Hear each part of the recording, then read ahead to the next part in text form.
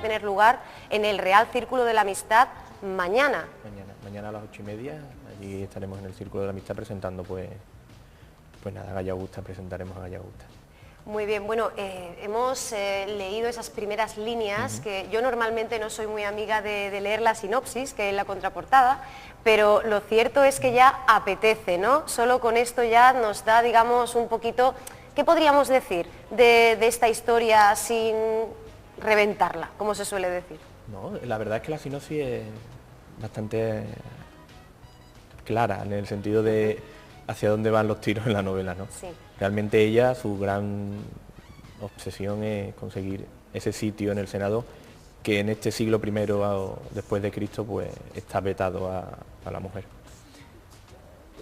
Yo he intentado que Gaya Augusta sea el referente o el estilete ficticio, por supuesto, de un movimiento que sí hubo en el siglo I después de Cristo, muy feminista, muy feminista. La verdad es que vienes en un día muy adecuado, porque hoy Córdoba TV le va a prestar especial atención a ese previo, a esas actividades que se van a organizar en torno al día 25, que es el Día Internacional contra la Violencia de Género. Así que digamos que Gaya Augusta es un personaje que recoge el testigo de otras pioneras precursoras, como por ejemplo hoy vamos a tener a la Asociación Hipatia. Precisamente Hipatia de Alejandría es un gran ejemplo en este sentido de la vida real. De todas maneras, Gaya Augusta tiene, digamos, un trasunto histórico más directo, que sería Julia Maesa, ¿no? Sí, Julia Maesa es la primera mujer en el siglo V después de Cristo que sí alcanzó digamos, realmente lo que es el Senado romano. Por eso te comento que hay conquistas feministas en esta época que no se produjeron posteriormente hasta siglo XIX finales, siglo XX. Entonces de ahí ese componente de vanguardismo, ¿no? de estas mujeres, ¿no? que eran dignas de elogio. Y además te introduces, porque tu primer libro, como la vida misma, es una colección de relatos. Este es tu último trabajo, te introduces en un universo muy complejo que es el de la novela histórica. Sí. Y es que, digamos que tenemos muchos autores que apuestan por la novela histórica, pero ciertamente es tremendamente difícil, ¿no? Y solo unos pocos se meten a ello en serio. ¿Cómo te preparas tú para esto? Creo que también hay que intentar desligar un poco la novela histórica del concepto que muchas veces tenemos en la mente, que es casi un libro de historia. Yo particularmente mi idea de la novela histórica es una novela que puede estar encuadrada en cualquier época de la historia de la humanidad, en el marco de la época que tú decides. Entonces tú das tus pinceladas, tus caminos a seguir, tu marco en el cual tú encuadras la novela, pero no creo que haya que entrar en tantas profundidades como muchas veces se entra, porque para entrar en profundidades para eso están los libros de historia. Luego yo creo que la novela histórica lo que debe de hacer es entretener y al mismo tiempo despertar ese gusanillo en un momento dado de querer conocer esa historia en profundidad, pero para eso están los libros de historia. Luego, la complejidad con la cual se hace la novela es hasta lo que uno decida hacerlo. Entonces, yo creo que sí es importante hacer un marco de la novela, pero tampoco llega un momento en que parece que estás leyendo un libro de historia. Efectivamente, no es un tratado, es ficción, y de hecho en tu caso eres muy consecuente con lo que acabas de decir, porque efectivamente justo tras el cierre de la historia dedicas una pequeña nota en la que clarificas un poco cuáles son esas barreras, ¿no? Cuáles son esos apuntes rigurosos y cuáles son las aportaciones. A mí me recuerda mucho la perspectiva, además por bueno, no exactamente la época, pero digamos el entorno en el que se maneja, a la adaptación de Roma, de la serie de televisión de HBO, que respetando completamente a nivel histórico todos los datos, incluye unos personajes que no son, que están nombrados, que están ubicados, pero claro, toda la historia, toda la dimensión de atrás es totalmente ficticia. Claro. Mucha gente criticó esto en su momento, pero se armoniza muy bien, y en este caso sucede igual, se armoniza muy bien la línea histórica con, digamos, el contexto, con esa historia personal de Gaya Augusta. Yo lo que creo es que una serie de televisión, como una novela, tiene su función social. ¿Cuál es? A la persona que le gusta la lectura, pues leer y entretenerse. para aprender historia, por ejemplo, no está una serie, están los documentales sobre historias, ¿no? Entonces, si alguien quiere aprender historia, pues que vea un documental de historia, y si alguien quiere disfrutar de una serie, es verdad que hay que respetar la realidad de la época, que vea una serie. Entonces creo que ahí hay que discernir un poco estos dos ámbitos. Bueno, pues dejando esta separación muy clara, porque efectivamente para el lector a veces resulta confuso, podemos hablar del personaje de Gaia Augusta, porque no solo tenemos, digamos, la vertiente política, ese nacimiento tan, digamos, ser adoptada y verse, digamos, en una vida muy, muy difícil, sino que de manera transversal también vamos a conocer, digamos, la vida sentimental del personaje. Claro, Gaia Augusta no solo narra sus aspiraciones, ¿no? Evidentemente esta mujer no está siempre pensando y estando siempre pensando, tiene en su entorno otra casuística que también se trata en el libro, que es lo que intenta hacer también más ameno el discurrir de la historia, y siempre evidentemente con el objetivo de marcado claramente en sus aspiraciones, pero su vida amorosa, las trabas que se le pone desde todos los posibles frentes que pueda tener abiertos para que ella no consiga esa aspiración, y sobre todo, algo que me dijeron hace poco, una novela que no está llena de batallas, sino otra perspectiva de la vida en el siglo I después de Roma, porque últimamente estamos bastante atestados de novela histórica de batalla y conquista y guerra. Había más vida en Roma, además de más relativo, más acercándonos a la vida, digamos, personal y cotidiana, que yo creo que es lo que más puede interesarnos a los lectores que buscamos este tipo de ficción. Hablamos de una mujer luchadora. ¿Sigue siendo muy necesario el que este tipo de lecturas? O sea, quiero decir, estamos en una época en la que la mujer ha conquistado muchas cosas, pero parece que todavía hace falta, ¿verdad? Es digamos, un regalo que se le hace al feminismo el que se dibujen estos caracteres, ¿no? Es que yo creo que socialmente hay, creo personalmente, un error, que es hablar de feminismo y de machismo. En el momento que hablamos de feminismo y de machismo, estamos hablando de una superioridad de algo sobre algo. Yo creo que lo que hay que buscar, que es lo que gracias a Dios poco a poco se está consiguiendo por parte de las mujeres, es la igualdad, que nadie tiene que ser más que nadie, por ser mujer o por ser hombre, tienen que ser exactamente igual. Y yo creo que estas mujeres luchadoras y pioneras en su época, lo que buscaban era tener los mismos derechos, las mismas obligaciones que tenían los hombres. Y creo que hoy en día la lucha creo que sigue siendo la misma. Si yo realizo el mismo trabajo que un hombre, tengo que cobrar lo mismo que un hombre.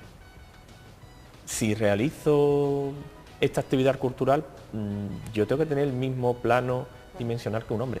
Yo creo que es lo que hay que buscar, la igualdad, no una superioridad, sino la igualdad. Claro. Y estas mujeres luchadoras buscaban eso, una igualdad, una posibilidades idénticas a las que tenían los hombres.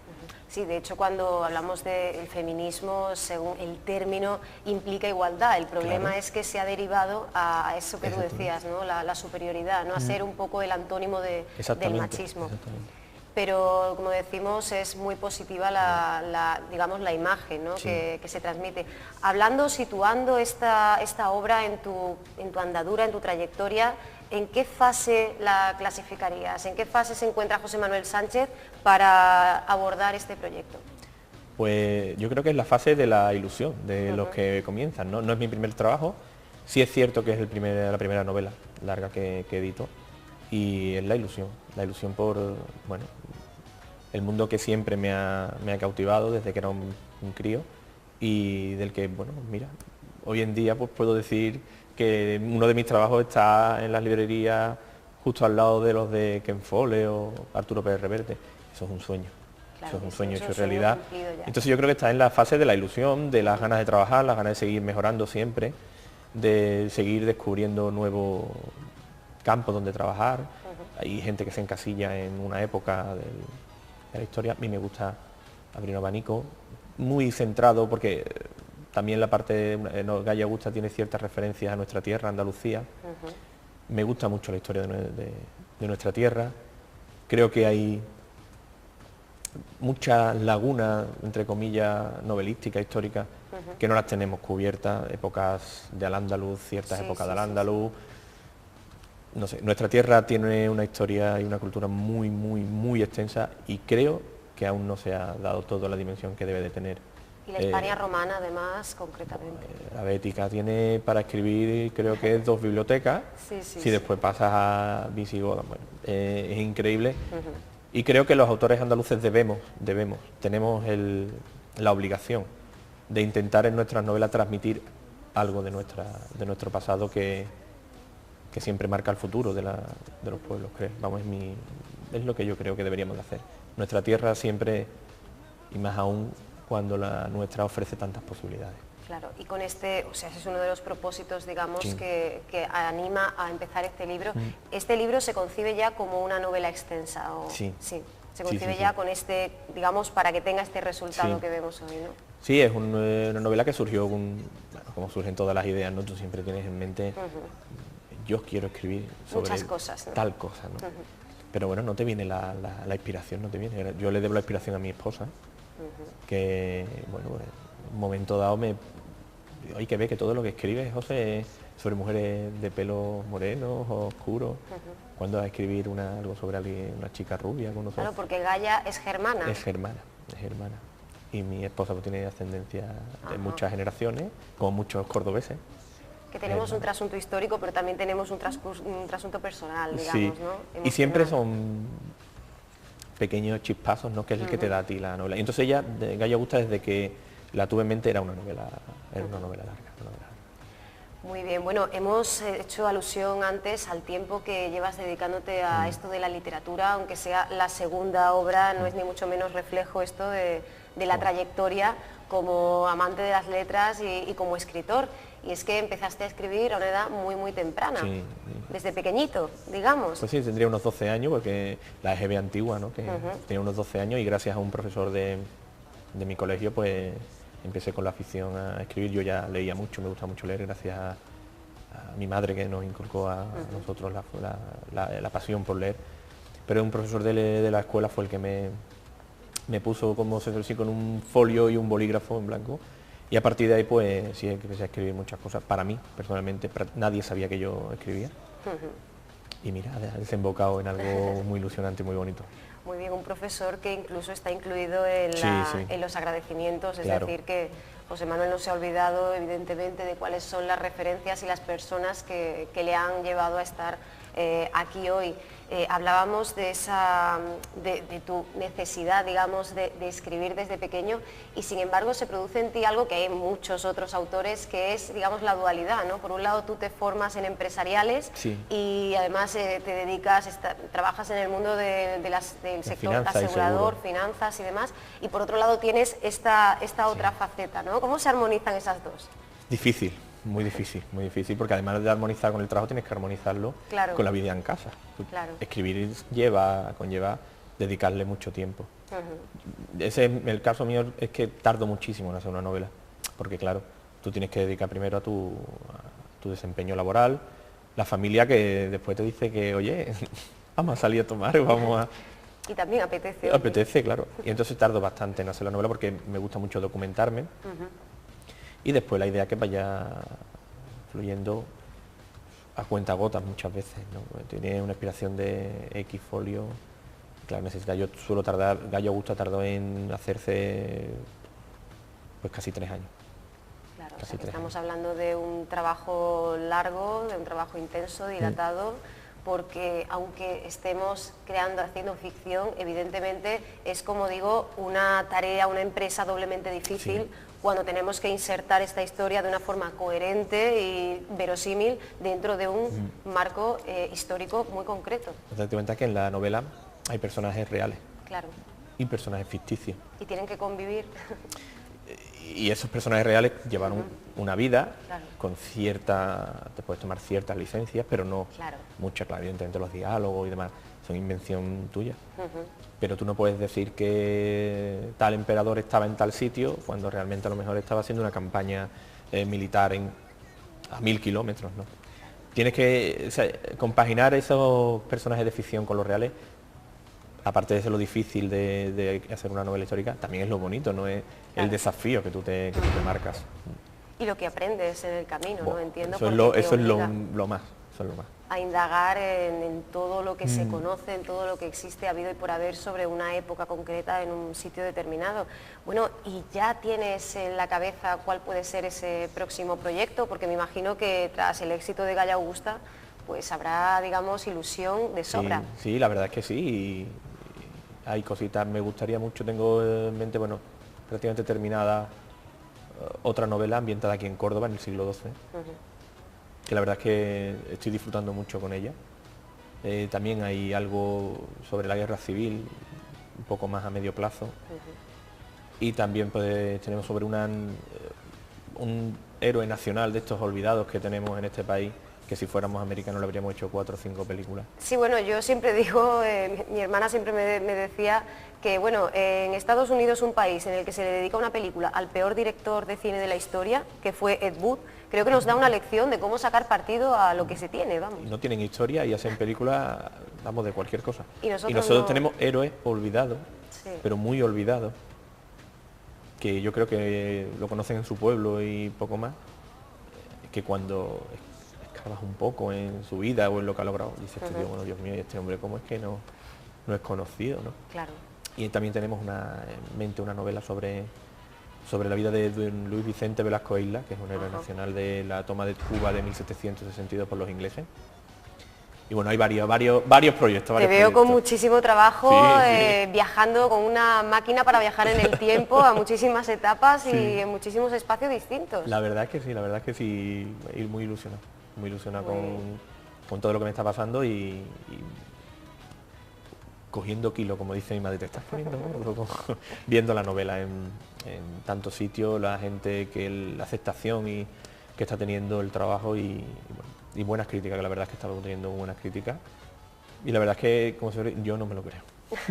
Bueno, uno nunca se lo cree del todo porque además el que crea siempre se pone una cota más alta y siempre tiene que estar en ese camino, ¿no? Siempre. Eternamente formándose. Bueno, José Manuel, pues de verdad que sigas teniendo muchísima suerte, que lo sigas disfrutando muchísimo, porque ahí está el hijo, la criatura, está ahí ya. Y mañana los cordobeses podremos disfrutar también de esa presentación en el Real Círculo de la Amistad a las 8:30, para todos los amantes, que son muchísimos, y me incluyo, de la novela histórica, de todo ese universo ficticio dentro de, como si hubiéramos podido meter una cámara y haber visto por un agujerito qué podría haber pasado, qué historias se podrían haber llegado a trazar. Podremos tener la ocasión, como digo, mañana de disfrutarlo y bueno, y de adquirir este libro por internet. Yo he visto que perfectamente en cualquier librería. Cualquier centro comercial, librería de Córdoba o de cualquier sitio donde estéis, de vuestro pueblo. Gracias a Dios la distribución de Ediciones B es maravillosa, sí. Bueno, pues José Manuel, como digo, muchísimas gracias por haber venido, por haber abierto el programa de hoy y que bueno, que tengas un día, pues por lo menos que sea divertido, no te canses mucho, porque como tienes tanto jaleo... de estas cosas no se cansa uno, de otras cosas sí, pero de estas no. De esto no, esto hay que disfrutarlo, esto es como un día de campo, ¿no? Claro. Bueno.